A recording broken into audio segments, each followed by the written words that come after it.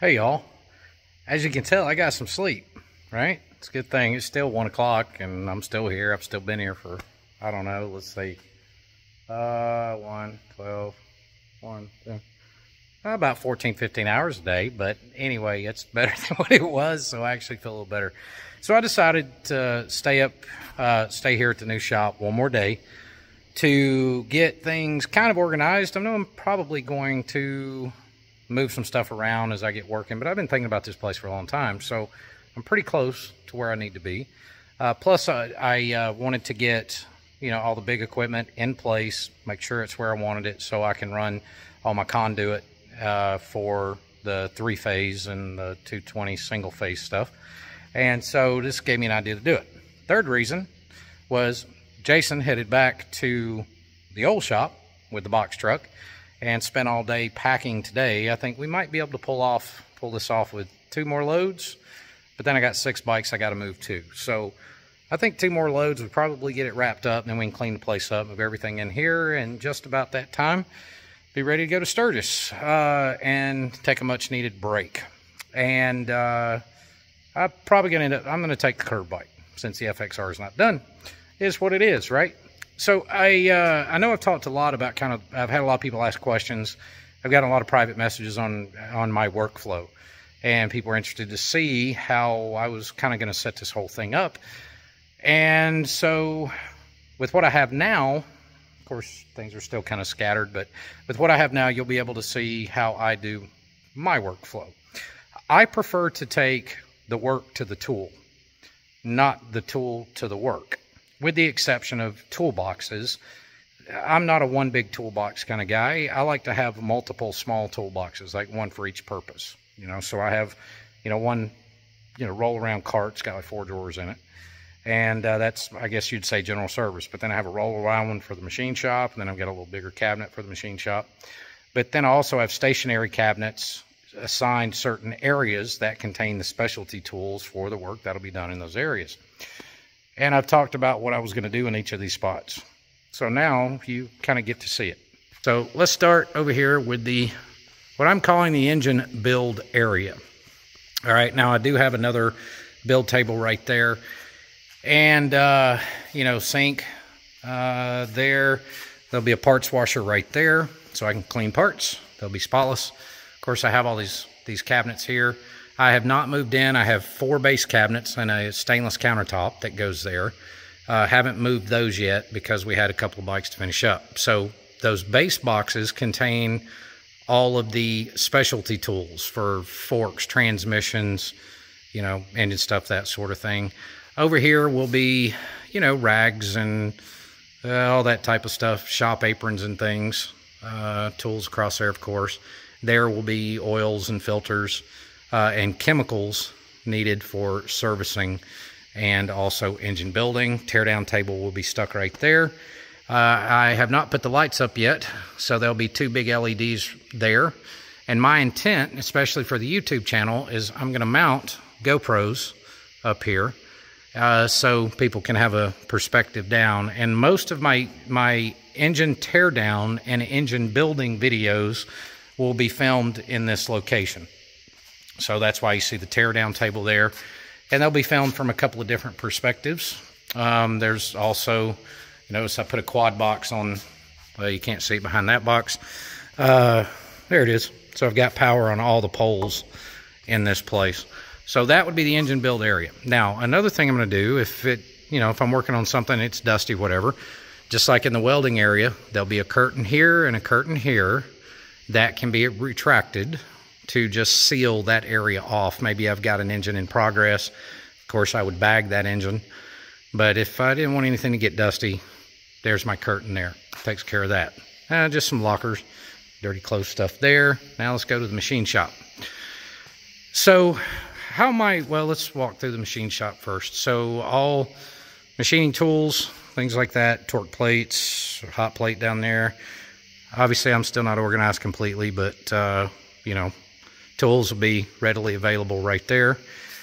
These contain, drill bits and end mills and tools specific for mill and lathe work. Collets, chucks, You know, dial indicators, all that type of stuff is in that toolbox, of course. Then a good spot right there for my press. This box, I'm not sure if I'm going to leave it there or not. We'll see, but for now, it's there. So we've got a pretty good workflow here. Mill, and then line of workbenches through here, valve seat machine, honing station, boring bar will go right there. So for, you know, this workflow, the idea is having a vise specifically right here. I can torque plate all my cylinders, that sort of thing, and I can go straight from here over to the boring bar. When I'm done with the boring bar, straight to the honing station. And then they'll also, to the left of the lathe, on that side over there, there'll be a parts washer there. I just haven't moved it in yet. You'll notice there are quad boxes on each of the poles. When we get to the fab area, I'm sure I'll end up moving this around too. So we have a square wave Lincoln TIG, my Everlast TIG, aluminum and steel, of course. I've got a wire feed, a MIG. There's my plasma cutter. Well, deep throat shrinker, stretcher, English wheel. There's a planishing hammer back there, shallow throat stretcher, shrinker. And then I've got 2 blast cabinets. That one is for, let's say, dirty stuff, right? Excuse me. And then, you know, that's an old school Inco. Well, it's a slip roll. It's a slip roll, ghost feet, shear, and a press brake. So that sort of thing. And then there's the big blast cabinet, and this will be more for clean stuff. I need to clean it up. But both of them have vacuums that attach to the back, so to keep the dust down and such. And workstation there, sander, and metal chop saw, and of course my bandsaw. So the idea, and then the plate will go up top there for the welding table. So everything fabrication can be contained here, curtains across the top for sparks and dirt and dust and that sort of thing. Keep it collected in that area. Now the idea with the workflow, let's go back over here. I've still got, the lifts aren't spaced just right. I've still got 2, let's say I've got 1, 2, I've got 3 more lifts that will go in here. And tire machine balancer, of course. I love those right there, the hydraulic, or excuse me, electric over hydraulic. And then I've got 2 of those. What I like most about these is they have complete dropouts in the front and the back. So this whole clamp actually drops out. So it's great to do front ends on. Plus it's very wide, so it's easy to ride a bike up on it. So I have 2 of those. And this is one of the Sam 1500s, and it also has a chopper extension on it. And I also have trike extensions that I had made for this one, the wings for that. So that could be for trike or not. I also have trike extensions for that one if needed. And then your typical, you know, 750s. I think I have 2 more of those and 1 more of those. I think it's what it is. So as far as workflow goes, I'd mentioned all the specialty tools and stuff.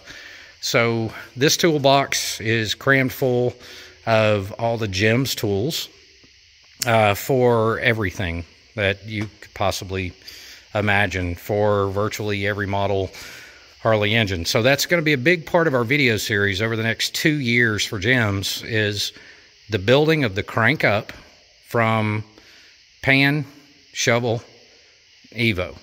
All right, so we're going to go through all of them from the crank up, and then there's, again, more special tools over there. So I had mentioned workflow. So let's say that I'm, you know, building a custom bike. So custom bike, you're going to be machining, you're going to be fabricating, you're going to be putting in an engine, so you kind of move around. So I would like to move the bike to the work, or excuse me, the bike to the tool.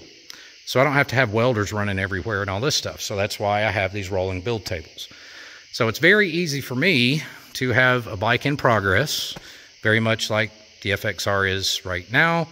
Have a bike in progress, and then I can take, if I need to weld something, I can roll that cart right over here, slide into this area here, and it'll fit perfectly here, and have full access to my welders, weld table. Also have access to saw, anything else that I need that will sit right there. It's only 2 feet wide, so I would still have a couple of feet to walk around the side of it. So you can slide it right there. Now let's say I want to put the engine in it. So then all I have to do is roll the bike over here, roll the table over here, lock the wheels, take the engine off the stand, turn around, set it in the frame, right? So now let's say I want to get the bike off of that stand. I've had a lot of people ask me, how do you get them off? Well, you roll it over to one of these. You take the ramp off, slide it in here long ways, run a strap there around the leg to there. Well, you lift the lift up, obviously, get it level, and then you roll the bike off the table, straight onto the lift, lower the lift, move the table out of the way, and you're ready to rock and roll. That's kind of the idea. I think you guys are seeing how the idea of how this is coming together. So yeah, we're really dang close. Let's see, I think 2 more loads. We've got to get the bikes up here and the parts for those guys up here that go to those bikes. FXR, the curved bike. Clean the place up. By then, it's pack and book it north. So again, guys, the comments and everything else that you guys left, the support on, you know, my post, I was just wore out. You know, I was probably a little emotional and all that kind of stuff, just, you know, at my end. And I can't thank you guys enough for all your support and all that good stuff. Of course, you know, in the off time we've got, and I'm excited to get back from Sturgis because we've got customers with, I think we got 12 or 15 bikes or something like that. You know, we got a ton of parts here.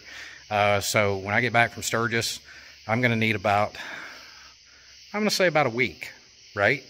A week to get this settled in, get everything hooked up, fire the lights. Now I won't have all the painting done. May not have the doors hung yet, and I won't have the metal done.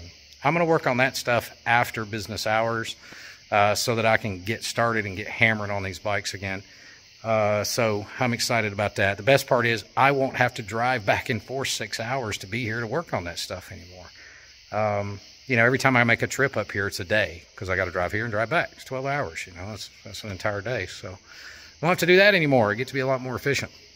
And then, you know, I've already shown you guys the paint booth. It's done. You know, it's mainly just hanging doors and such. And then for the offices up here, the studio for the doing the podcast and all that, and then, you know, the office up there, I do still have to hang the suspended ceiling, but again, that can happen later. It's primarily just getting this place functioning, getting customers' bikes in here. Guys have been so patiently waiting, and get back to work, right, after a nice vacation. So hope you like it. Let me know what you think. You guys that have been around for a long time, let me know your thoughts, you know, on the layout. If you got any ideas, tool storage or anything like that, I'd love to hear what you have to say. And once again, thank you, everybody. I appreciate you. I love you guys. And for my friends heading to Sturgis, we'll see you there in about a week and a half. It's crazy. Take care, everybody. Have a good one.